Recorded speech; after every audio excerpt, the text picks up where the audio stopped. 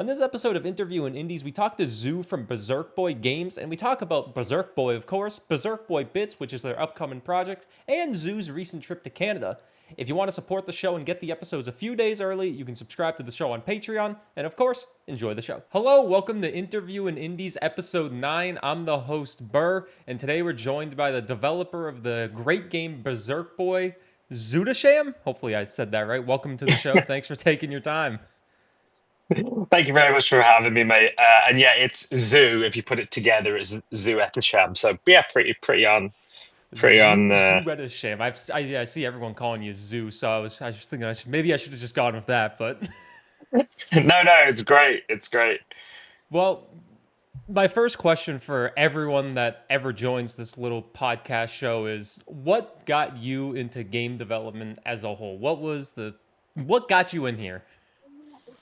What got me into making video games, as in like Berserk Boy, or just like in general making video games? It could be either one, really. Like what's Uh, the driving well, force? truly the driving force is probably sprites, like pixel sprites.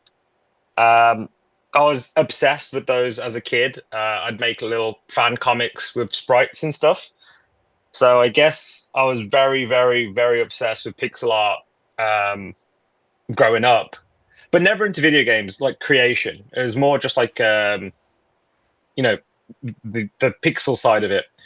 I'd say I wanted to create video games when I turned, I don't know, like 18 and 19 maybe, and then thought maybe I should do something with this. Like I started work like doing pixel art, right? And then Yeah. eventually it was just like it just progressed from making pixels to maybe instead of just making a move in isolation, I should make a video game because I like video games. So yeah, it was. I'd say it started from a love of art and animation, really. Did you learn how to like code and everything with your love of pixel art as well so you could like make a full game yourself? Yeah, so that was the catalyst for everything. So everything I can do in terms of programming or level design or game design, yeah, it all stems from just brute forcing it. Really, it was just just like I didn't go to university or college for game design. It was literally like everyone like just sit at home, watch YouTube videos, and ask questions, and poke the right people. That's it, really. Just forced it out. Self-taught with everything? That's very Yeah. impressive. Saving the money as well by not going to school. With pixel art being your favorite thing, I guess, like the driving force, was there any game inspirations to you that was really like, man, I love this game. It inspires me to do everything? Because there's obviously a lot of incredible pixel art in video games from the past and present. So true. Yeah. Um, I'd say the main ones, and I think they might be evident in most of my work, is Mega Man and Sonic. Like I am basic when it comes to my inspirations. I really like those two growing up. Like it was like my personality was, oh, I like Sonic and Mega Man. So as when I was younger, it was those two, and as I've grown up, I've started playing like loads of different things. So yeah, I'd say Sonic and Mega Man were the driving force, really. I mean, I've never really played too much Sonic and Mega Man. I did. Okay, let me ask you this. This might get controversial quickly. It's not pixel. Did you like Sonic Adventure 2? Because I played that game for the first time this past year and I could not stand it. Well, what was your? Why not? There was just something about the game. I just did not like the mechanics of it. Like it was going from all these different characters. There was something about it that I just didn't really like, and I felt bad because everybody said, "Oh, Sonic Adventure 2, it's great," and I'm just like, "Oh my god, no! I do not like this." I mean, it makes sense. I mean, before I started, I loved it, but I played it on the Dreamcast as a kid. So That's what I was uh, thinking. Like maybe I needed to it, play it when it first came out. I think, yeah, I feel like if you go into it blind now, it probably feels a bit like. I mean, even the Sonic's movement is a little bit jank, right? Like on the thumbsticks, like he's really like sensitive, I think, and like Oh yeah. yeah, it doesn't feel brilliant. But I think at the time I was just happy to have a Sonic game that was 3D and that wasn't Sonic Adventure 1. So I don't I know. Yeah, I liked it, but I get what you I mean. just had to check because you said you're a big Sonic fan, which I just assumed it was because I didn't play it, which I guess makes sense. How about any games you've played recently? I usually ask that towards the end, but we're on the subject. Any games you've been playing recently?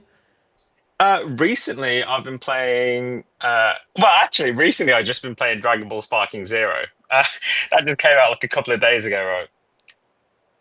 That and UFO 50 is pretty good. Oh, I have been seeing a lot of Uh, people playing UFO 50. That looks incredible. it's yeah, it's sweet, dude. It's fun. But yes, Dragon Ball Z is taking all my time at the moment. What about yourself? For me, oh god, what have I been playing? Well, as we're making this, Steam Next Fest is about to happen, but I've been playing a lot of Peglin. I don't know why. Oh, nice. I've been hooked into that Peglin. No, that game it'll get you. I know. I'm trying to like beat it on like every difficulty enhancer slowly but surely because like they have the crucible effect which makes it harder, and I'm just getting my butt absolutely handed to me while I've been trying to do that. All right, you mentioned Dragon Ball Z. This is going all over the place, and I love it. But I saw that your Twitter banner on your personal account was actually One Piece. So I need to ask you. I haven't been able to watch One Piece in like a year and a half. But are you up to date on absolutely everything with One Piece? I am not. Oh, thank God, I'm not I, either. no, I'm not. I only got into it like just shy of 3 years ago. I've Oh my been God, me too. reading it, and no way, hell yeah. It's hard to catch up, right? It can get draining sometimes, but I absolutely love it. I just like forfeited the anime at some point and just started reading it because I just thought I can't watch everything. So yeah, I'm just reading through it, and I just went the flight. I just went on a big long flight, and I just went through like 100 chapters. So I'm close, but I'm not there yet. I mean, I only got to like past the Fishman Island arc, so I'm like, and I was watching every episode. I think my partner says the same thing that they just like to read because it goes by faster, which makes a lot of sense because Hmm. there's 1,200 episodes. Sorry, I just had to ask that because No, okay, wait, it's a good question. who's your one favorite One Piece character? Let's see Oh, how similar we are with this. Luffy? Question mark. I mean, everyone's a Luffy fan. How Yeah, can you not love Luffy? He's just so he's happy all the yeah, time. I'm he's always the best. I love Luffy, Zoro, Chopper, Robin, all those Yeah, the usual fanfare. yeah, no, I totally agree. It's hard to. There are times where I'm like, oh, I like Sanji so much because he's like hilarious at this point, but then it always just comes back to Luffy when he does like Anything. something crazy. Yeah. Yeah, it's just.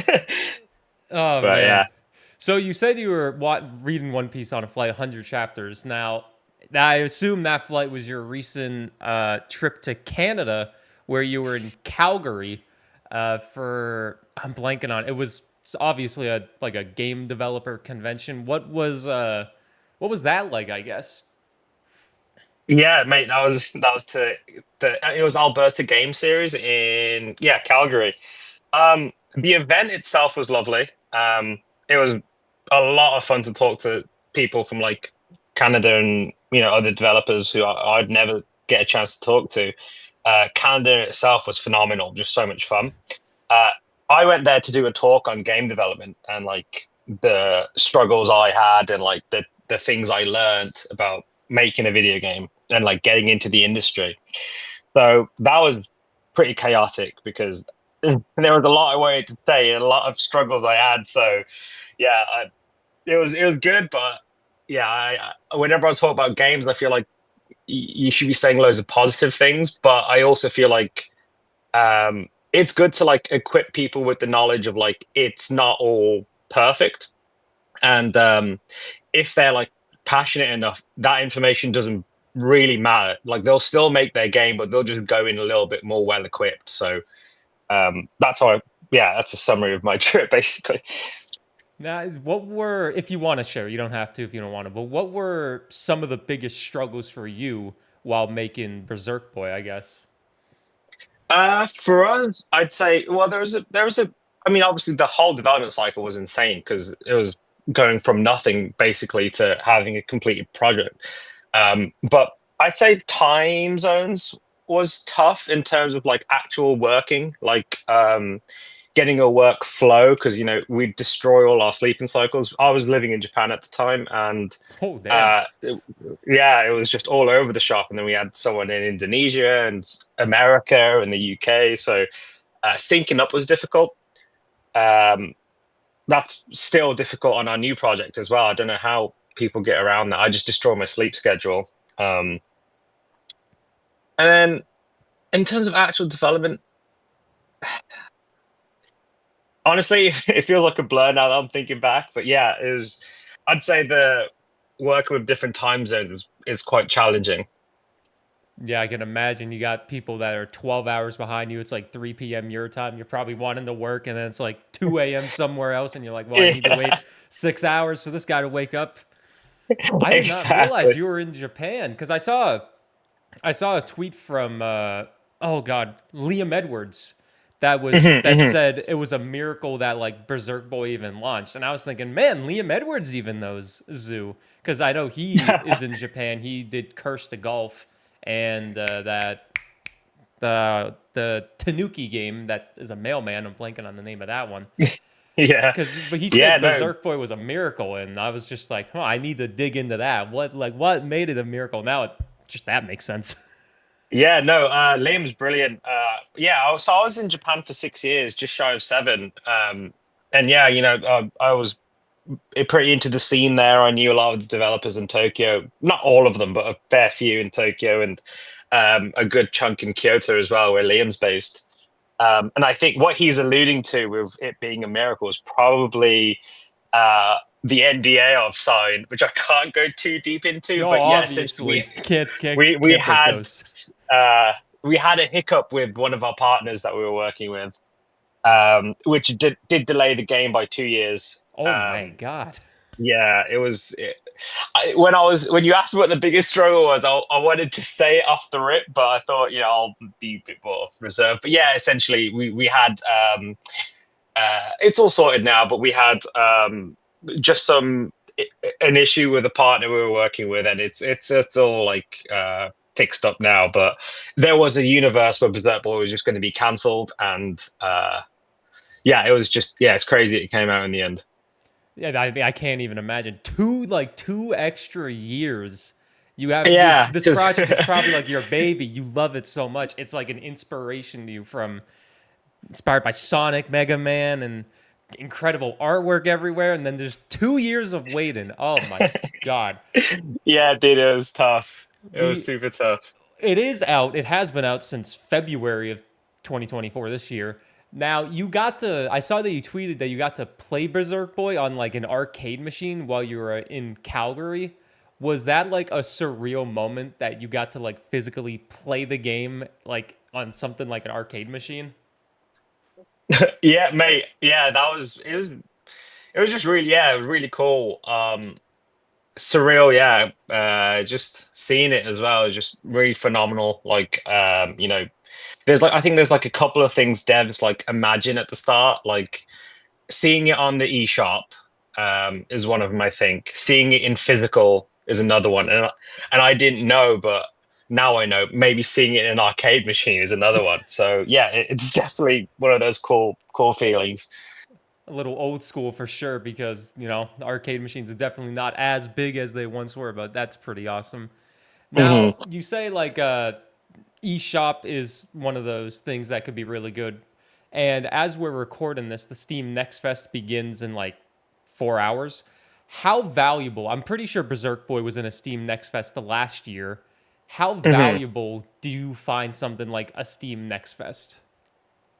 Oh yeah, I mean we've only done one, but we were luckily enough to be featured on they have like the carousel at the top, and they do the video at the start.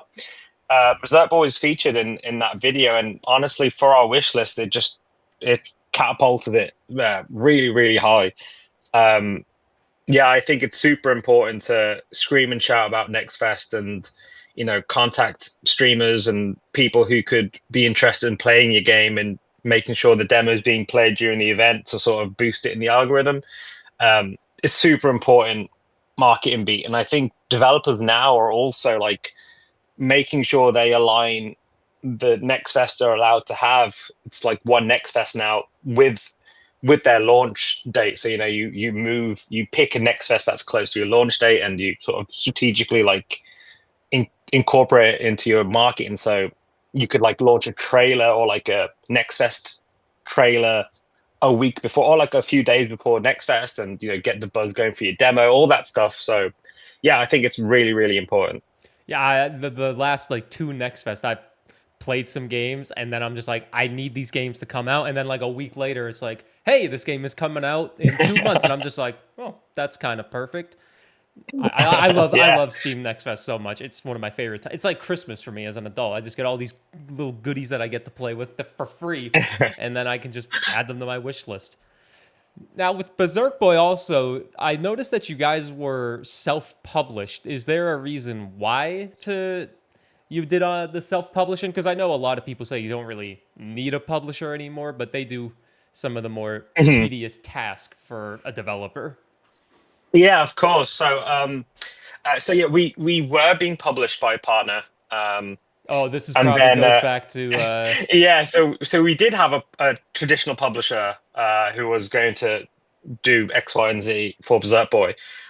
We ended up going a different route. We actually paired up with SMG instead. They let us self-publish the title. They helped us like in terms of like dev kits, funds we need, or like just moving us across to the finish line. Yeah, and then we chose to go for the self-publishing route. Um, it was a struggle because you have to do all the marketing yourself. You have to do the Switch store backend and Steam store backend, and organize porting and localization. But I think it was worth it because now I can like say, oh, I know the back end of all this stuff as well. So um, sorry, what was your question? Do you need publishing, or was it I, was I it guess it was something like that. It was more so a yeah, like reasoning for like your oh right, self-publishing. sorry. But I guess you Right, could yeah. answer. Do you think you need publishing? There ain't nothing wrong with Uh, that. no, sorry, I thought I'd get on a tangent then, but No worries. I love it uh, when developers just start talking because I can just get so engrossed in it. yeah, I appreciate it. Yeah, that's a super open question. Like, I think developers should. I think there's nothing wrong with publishers, and I'm not one of those developers that say stay away from publishers. I think they can make developers' dreams come true. They can fund your project. They can do all like I said, localization, porting, all that jazz for you. Um, but the developer needs to sort of have their head switched on whether they need a publisher or they don't need one, and if they do go for a publisher, are they are they going for one because it's a good one and they can help them, or are they going for one just because it's like the first one that's reached out to them and they think, oh, I've got to sign right now, and they don't look at the contract and then they sign a terrible contract. And It's then they just make yeah, no just money basically, and yeah, they're exactly doomed. right. Exactly, it's just all about due diligence. You've just got to like remember it's a business partnership. It's not Yeah. like a fairy tale like thing. You're doing business with another company, so you both make money. So What are some indicators for you that maybe a developer should lean towards a publisher towards doing it themselves? hmm I'd say the most important one is financial, right? If you have a project and it's quality, it's a quality project, and you're working a job that gives you little to no time to work on the project, that publishers can allow you to work on that project full time by funding the development, right? I think that's super important. I also think if you can get your game done and you have no idea on trailers and marketing and whatnot and outreach or stuff like that, they can also do a great job there. I think there's a place for publishers for sure. I think they're like important, but you just got to know, I guess, what you want. That's the hardest part. I mean, I imagine that's the hardest part of game development. That's like a dream of mine to help publish like indie games, but that just seems like so many variables involved with all that, and give me like 10 years. That'd be Now, so cool. that would be very nice. You said that the biggest struggles were time zones. So how big was the team behind Berserk Boy? Yeah, so I think at one point, like in all the people that are touching the project, including like voice actors and musicians, sound designers, etc., like illustrators, I think we had like 15 people touch the project, maybe more. I think 15 is slightly rounding up, but it could be maybe 17. But yeah, the core team was three of us. It started off with just me, and then yeah, we expanded. So I'd say 3 to 15 would be the number. So yeah, when I see the credits, it's just like crazy because there's so many names that pop up. So yeah, it's pretty awesome. You get to work with all these people. It's just a shame the time zones exist, and it can be a little Right, it can be a little right. hard. Yeah, Now, it gets hard. I but I mean the game came out good. For people that don't know, Berserk Boy, it's like Mega Man. Do you want to describe Berserk Boy before I ask this next question for the people that may not Uh, understand it? Yeah, 100% for sure. Well, it wants to be a stylish, high-speed action platformer that is very much, like you said, inspired by Mega Man. But it tries to sort of do its own thing instead of projectiles and buster upgrades. You get movement upgrades and melee upgrades. So yeah. That's the game. Now, in the game, there's multiple different suits that give you the movement and power upgrades with, the flying, the underground, the ninja, that's the one I called it, and the lightning one.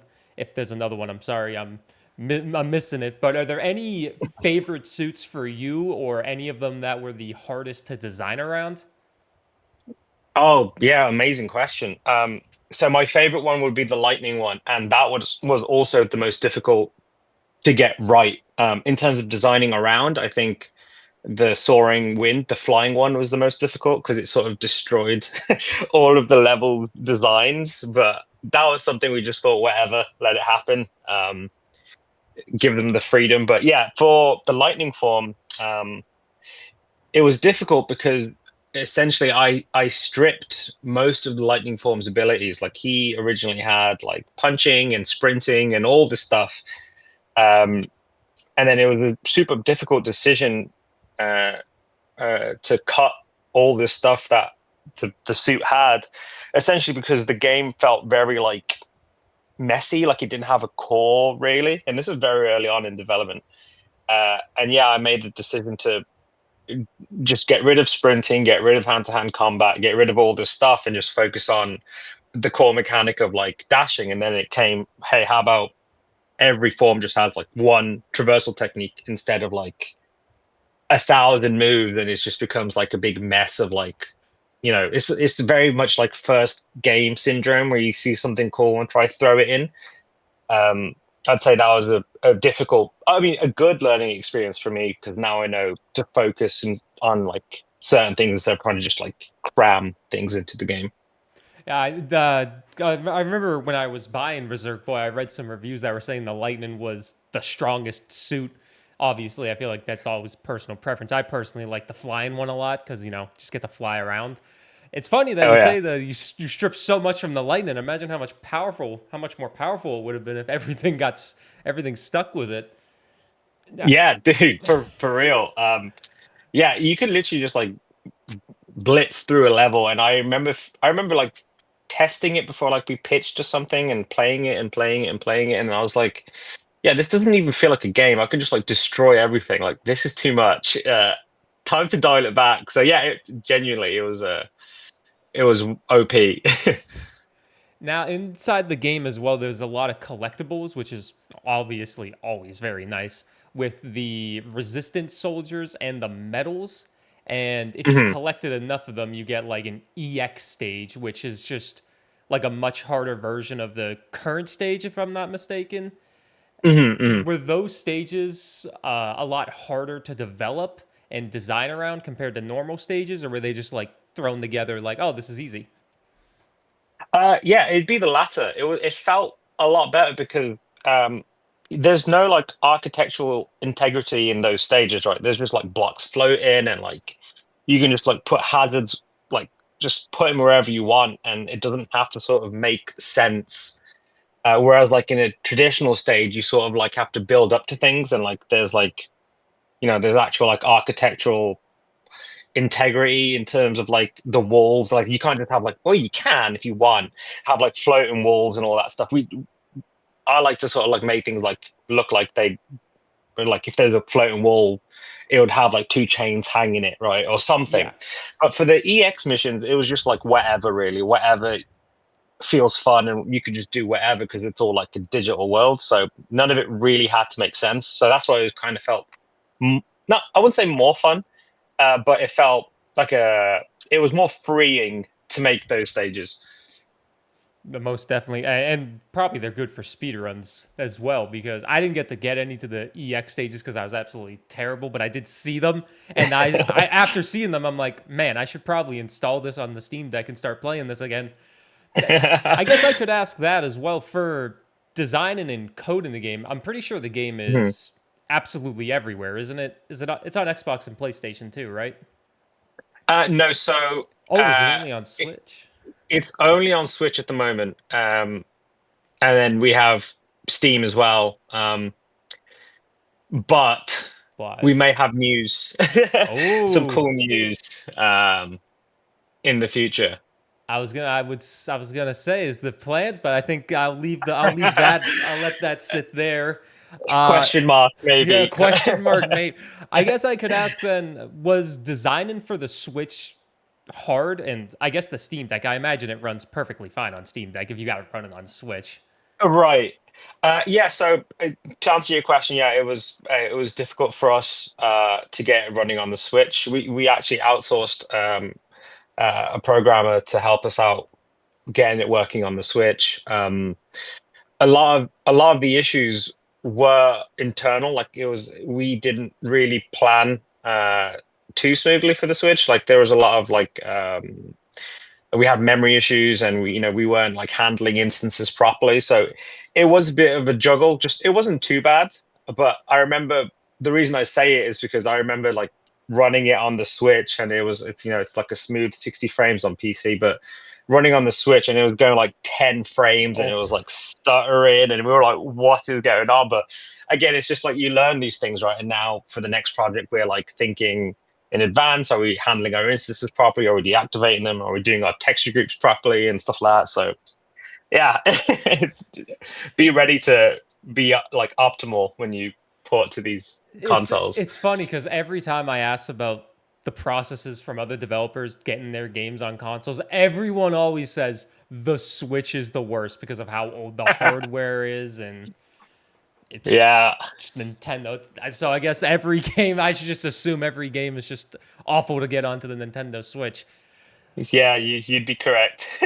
I guess I could also ask now about the physical copy, because if I remember correctly, there was a physical copy that came with a pin released for Berserk Boy. Was that a something that you worked with the kind of the people that helped publish but let you be self-published? Did you just reach out, or what was the process of getting it physical? Oh yeah, no, that's awesome. Yeah, we just announced that physical.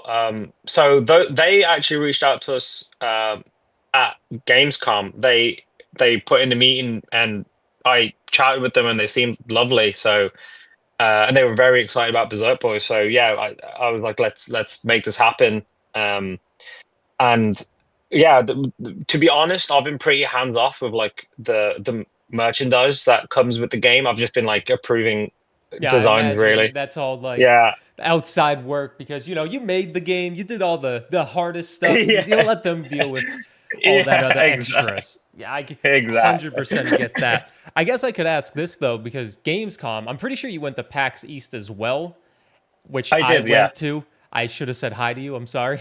But I guess Next time. next time I'm trying to get to PAX East again, or PAX West. I guess I could ask, do you feel like gaming conventions, even if you don't have the money to like put up a booth and everything, as a developer, do you think it's really worth it to get out to conventions and get your game, out there?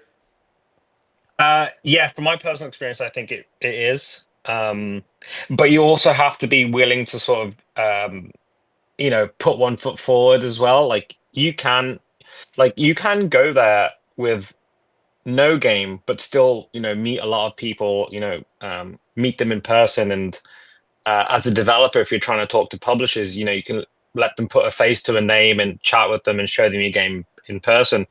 As a developer to developer, you can make good relationships. And like yourself, if we'd met, at PAX, we probably have done this sooner or something. I don't know, but Oh yeah, yeah, I think it's 100%. I would have brilliant. messaged Yeah, you like for the first episode, no, like, oh, I met this guy at PAX. I gotta talk to yeah, him.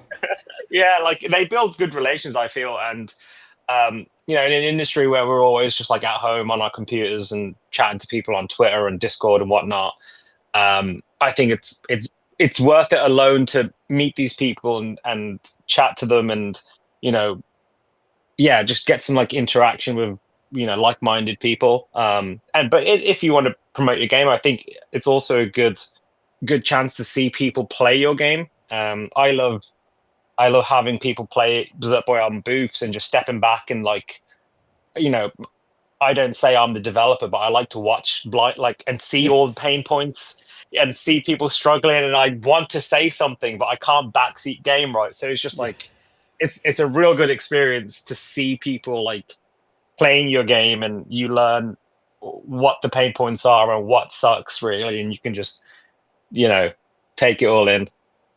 I imagine it's a surreal feeling because every time I've gotten to talk with developers at PAX and play their games, it's always a crazy feeling. Like I was just standing watching a game at PAX, and then the developer walked up to me and was like, "Do you want to play?" and just handed me a Steam Deck, and I'm like, "Oh, cool, awesome! I guess I'm playing this game now."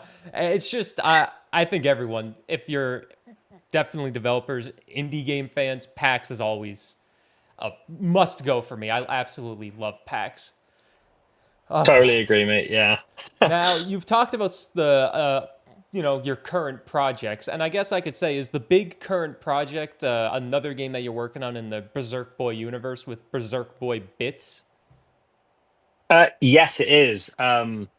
It wasn't intended to be as big as a project it's become. Um, That's every developer, I feel like. right, right, 100%. We planned to just like make this as like a fun thing. We saw the success of Rush's retirement and got super inspired to make something in our own flavor instead of like farming. It was more like auto battling and card collecting.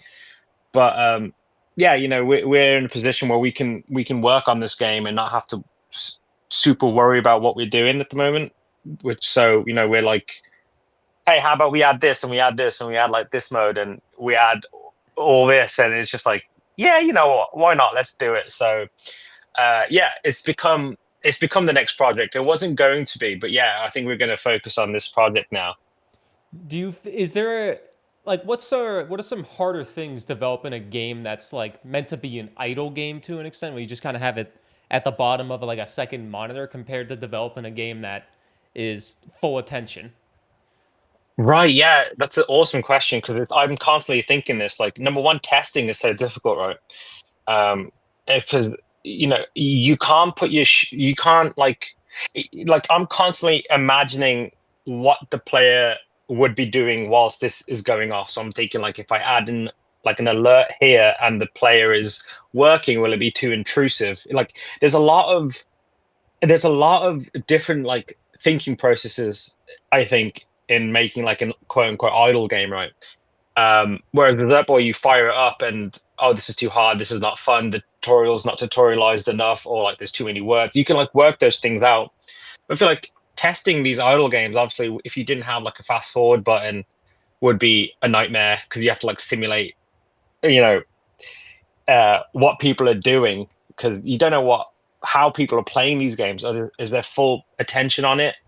Or are they doing something else? Yeah, it's just like finding a balance, I guess. Of giving the player like, can they interact with it when they want to, or like, can they let it be when they don't want to be? Yeah, it's just finding a weird balance at the moment. And you can probably tell how I'm describing it. I'm still Yeah, sort of working it out. I can't even imagine trying to make an idle game because you want to throw all these cool things in probably, but then like you said, it's like, oh wait, I don't want to maybe interrupt their writing a 26-page thesis paper and then I mess them up because Yeah, Berserk Boy B.I.T.S. 100%. Yeah.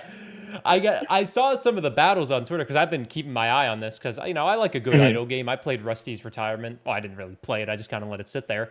But Hell yeah. the battles kind of reminded me of Mega Man Battle Network. Is there like Mhm. small Battle Network inspiration there to get like all the Mega Man style games inspired by you? Yeah, so that happens. Yeah, so it is inspired by Big Man Power Network, and yeah, that it sort of happened organically. Like we weren't planning on uh, doing other styles of Mega Man games, but it was just more like we had a couple of meetings and we're just talking about how we would do it, and then yeah, Mega Man Battle Network came up like, oh yeah, isn't that in the PC anyway? And it sort of like flew into it. But yeah, super inspiration in terms of the battle grid. The game doesn't actually play like Mega Man. It like obviously it's an idle game, right? And there's a lot of like decorations and stuff.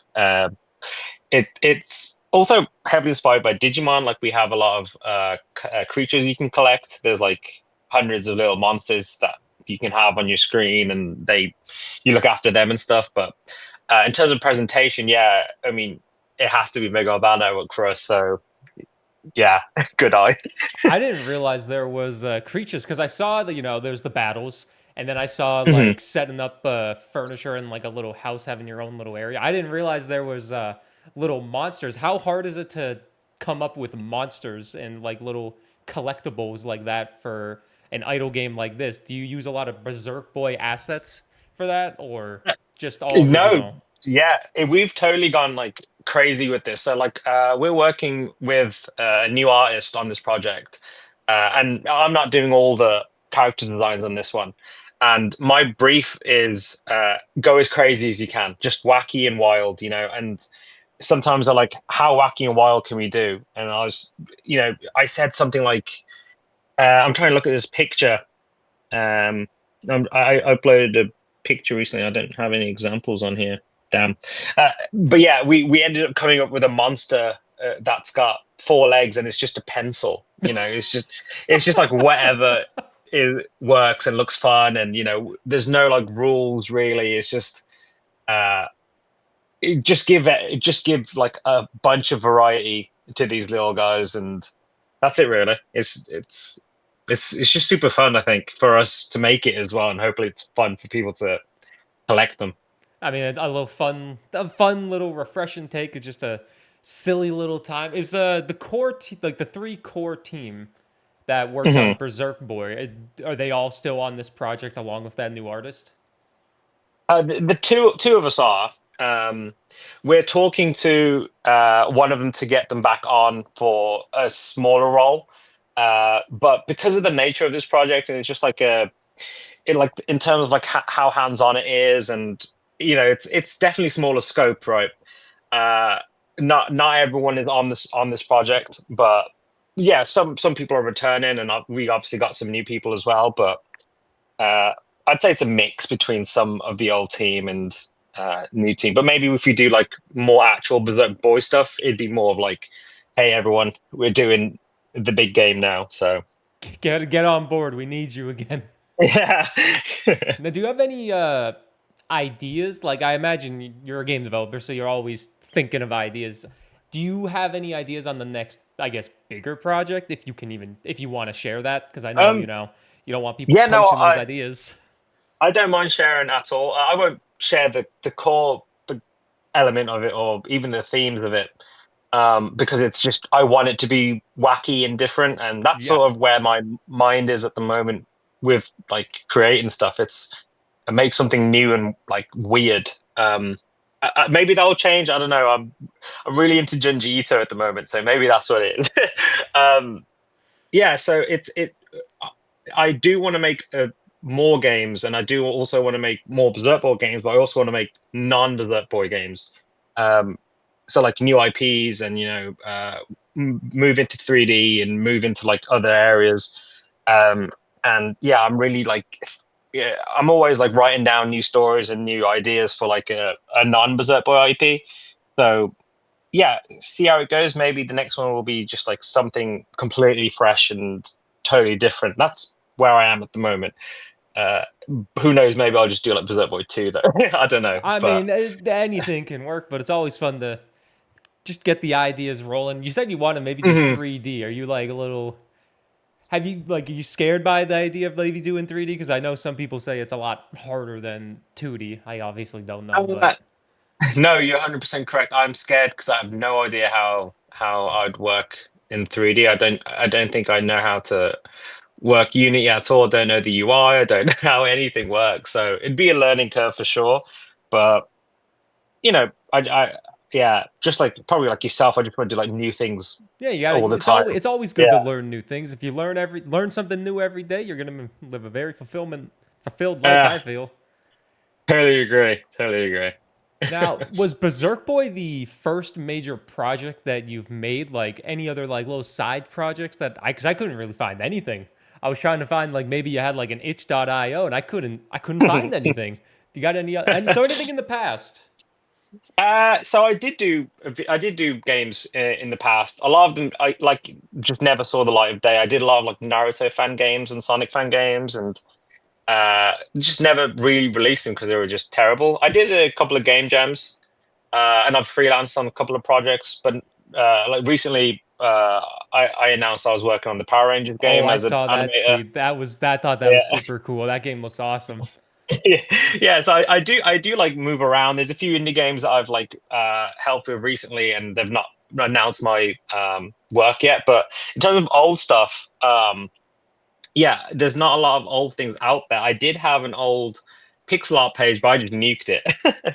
um, yeah, it was Don't just want to share the oh, past too it, much. it was just terrible, terrible like redraws of like Mega Man and Sonic and Well, all that. you get to look back at the where you started compared to where you are now with your own full-fledged game. That's still got to be a pretty cool feeling. No, yeah, it is good. I do love like sort of looking back. And I think more people should do that as well. Because it's so easy to get like lost in the source of like making what you're making now. You forget, like dial it back like 3, 4 years ago, it might have not even existed, or there's a timeline where you don't pursue it. So yeah, I totally agree. Now, you said you did some work on the Power Rangers game. Did they reach out to you on that for, I imagine, just freelance stuff like that? Like you said, did they reach out or did you reach out to them? Well, no, yeah, they reached out. I posted some work. I don't post personal stuff really anymore. I don't have much time. But during that period, I think it was, I don't remember when it was, to be honest. But um, yeah, I posted some work and they DM'd me from that, and we just got chatting, and we had a meeting, and yeah, I got into the project from there. So yeah, I guess post your work on social. Yeah, that's crazy. Just it wasn't even like a reply to them. You just posted some work that you did and that you were proud of, and next thing you know, it got you a little bit of extra money. Yeah, yeah. Yeah, I think most of my gigs are via just posting on social media. Someone would DM me saying, "Hey, can I have a commission of this?" Or like, "Hey, can you help me with my project here?" Or something, something like that. So, uh, yeah, Twitter's. I mean, it was very good. Um, It still probably has its uses, but if you're gonna say, like Twitter kind of stinks now, I can also kind of agree. yeah. Like, because I'm kind of in like somewhat a similar sphere as you. Like, I don't make the games, I just play them. But Mhm. I say that social media is like an essential tool for creators, whether it be just a streamer or a developer, because there's so much reach that you have. But I just absolutely hate posting on social media. So I guess I'll ask, how valuable do you find it, even if you're someone like me who doesn't like it? Uh, no, no, I'm maybe in the same boat. I don't love social media, especially not as much as I used to. But I find it very valuable. Like you have to sort of, like you said, with your work, I'm sure you have to use it to reach out to people you want on the show or games you want to stream, Yep. right? Similar with me, I want people to play my game and know about it. So I need to like uh, post it to make that happen, right? So maybe we connected on Twitter originally. Yep. And then that's how we're so I think it's super important. Treat it like, however you want to treat it. You can, I mean, nothing's wrong with shit posts and stuff. I think that's brilliant. But if you need it for work, use it for work. If you need it for reaching out, I think it's super important, and we should use it properly, because it can be really beneficial for like work. Yeah, essentially. I mean, I found Berserk Boy because of Twitter, to be honest. I remember seeing like a trailer for it. I remember like a YouTuber was talking about it, and I was like, oh, well, yeah. I was like, wow, this game looks pretty freaking great. Add that to the wish list. And then I connected with you because of Twitter, even though I don't like posting on it. Would you say that maybe marketing on social media could have been one of the harder side of things with like marketing the game as a whole? Yeah, I think my issue, not issue, but like my like pain point, I guess, would have been I didn't reach out to streamers enough, or content creators enough, and that goes back to not having a publisher. So I think within my bubble it was pretty good, but expanding like beyond it was like you said, it was probably an issue for me. That's how I feel personally. I mean, the game did pretty well, but it could have skyrocketed into like oblivion. Maybe, I don't know, probably I not, think it but could have. There's not too many Mega Man inspired games that actually, play really well like Berserk Boy or even something like Gravity Circuit. yeah, I appreciate that. But yeah, no, it's a super good valid point, and I feel like maybe it's a good point to say here. If you're making a video game and you're getting lots of traction on social media, don't be afraid to take that traction to like streamers like yourself and other people who would get more eyes on it that are outside of your bubble. So that's a good point. Twitter can be good. Remember that more. Yeah, I should remember that. Yeah, more. you can use that for your next projects. Yeah, 100%. That's kind of all the questions that I had about the Berserk Boy and the game in life. I guess I could ask one more question for you before I take up too much of your time. And it's do you have any questions for me, the gamer and the content creator? I do. So I'm sure you get spammed a lot with, "Hey, please play my game. Please, can you give me some coverage?" What makes a game stand out in that first opening that makes you think, you know what, I'll play this one? Usually, for me, they combined games that I like, or they somehow just sell it really well. And honestly, for like combining two games I love into one, or just two more well-known games, I don't even have to love them. Like if you messaged me and was like Mega Man meets Sonic, let's just say that, I would have been like, oh shit, that's two pretty big names. Let me check this out. And that's just, but then like also they need to have good structure in their email. I just made a video on a game called Rogue Waters, which is a tactics pirate roguelike game. I think it's a great game, but one big negative for the game is I could not find a media kit anywhere. Like I had no assets whatsoever to make a thumbnail or anything like that. So like having like a media kit in the email, a Steam page describing the game well, and just, treating me like an actual person, because I get a lot of messages that say like, you have 12,000 subscribers? That's really cool. You have created such a great community. And I'm just like, do you say this to everybody? I'm sure they'd love to play my game, to see my game. Yeah, that's basically what it is. And I'm just like, I need some, like, I'm just a dude. I'm just one guy doing everything. I need some personalization in that. Because like a few weeks, like even just this last week, I was at the vet with my cat. She's fine. But I was at the vet just reading some emails, and I saw one that caught my eye because it was like, hey, you should try out my roguelite. It's kind of like Dead Cells or something like that. And then the person that sent it, they were just, they were completely honest. They were like, yeah, you probably get tons of emails, all that, but here's my game. They sold it well. They had great screenshots, great links. And I was like, I'm going to try to play this game. So yeah, just personalization and selling other games with it. I don't think there's anything wrong with saying you're inspired by bigger games, or that you combined two different bigger games into one, because I feel if it's unique enough, the person will play it. Right, that's awesome. That's I should note some of that down. But yeah, that's brilliant advice. I mean, yeah, there's I get so many emails, like you said.